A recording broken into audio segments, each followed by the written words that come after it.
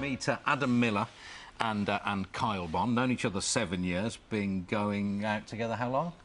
Just over 2 years. Yeah. And you had a civil partnership earlier this year, is that right? So now you want a start of the family, but the way you do it is going to, there's an element of controversy in a civil partnership at the best of times. But you really seem to be trying to push the envelope as far as controversy is concerned. Tell us what you're going to do, what you're planning to do. Well, basically, we've decided, we've been together a while now. We've just, become recently married, and we've just decided that it's time that we start a family. We can provide a good upbringing for a child and as much love as a straight couple. But you don't want any old baby, though. Oh no, we don't do anything by half. So because lots of people would maybe suggest adopting or fostering, but actually you're taking this one step further. So we did look into fostering, and we've always wanted our biological children, and we've always wanted them to look like us, so we look like a proper family.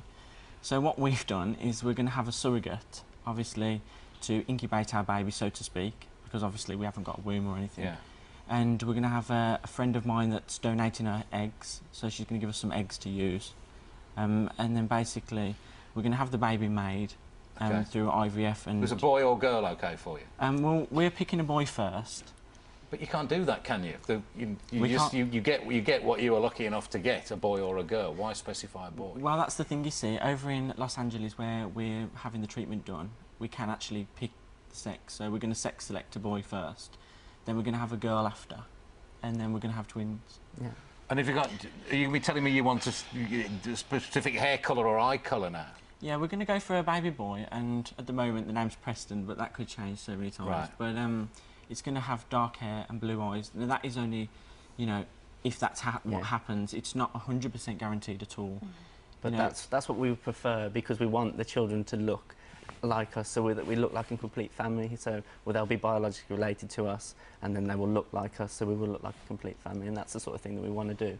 We do want a girl, but we would prefer to have a boy first. It sounds terrible, but it's almost like you're describing an accessory, as opposed to a little baby here. I can understand how that, how it sounds. It doesn't sound the norm, obviously, but we're not the norm people. And to be honest with you, as long as we get a healthy baby, regardless of whether it becomes a boy or it's a girl, or whether it's got blonde hair and green eyes, we do want a baby boy to start with dark hair and blue eyes. And because the egg donor is also dark hair and blue eyes, the chances are we're going to get dark hair and blue eyes. But God forbid, though, you say, if you get the healthy baby, goodness knows what might happen, and hopefully nothing will. But if this little baby isn't just the perfect baby, what happens then? So How do you feel about It's got ginger hair, or whatever. That's not to your liking. What then? It is still our baby. We're going to love it. You're not going to ask for your £100,000. Of course not. We've got the chance to choose what we want, so we will go ahead with that. If the doctor turned around to us and said that it's not possible, we'll go with this, chances are better, then we will go with that, because at the end of the day we just want a child. We just want to have a child and complete our family.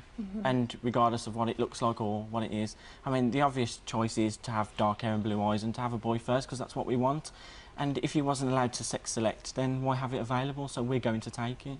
And we're not harming anybody, and our child's going to be just as much loved, regardless of what it looks like or what it's into. As long as we get a healthy baby, we're not bothered. Do you understand that there will be raised eyebrows forevermore? Between me and you, there's always a raised eyebrow when I do anything. But, to be fair, we've got to keep remembering this is a little child. Of course it is. It's not a toy. I mean, this child is going to be loved, and, we've got it for the rest of our life, and, we're going to have 4 children and maybe even more than that. But the reason we are picking the boy first is because you see so many cases where, say, a couple have a boy and then they really desperately want a girl, but they have to have another 5 children to get that girl. We don't want to end up with all of those children, because we want to know that we can provide for them and give them a happy life.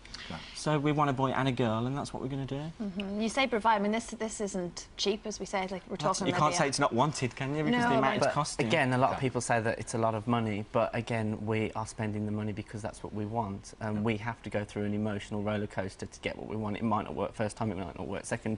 We could go 5, 10 years down the line, and it could not work depending on results. But we'll say that we want a boy, so we'll continue with a boy.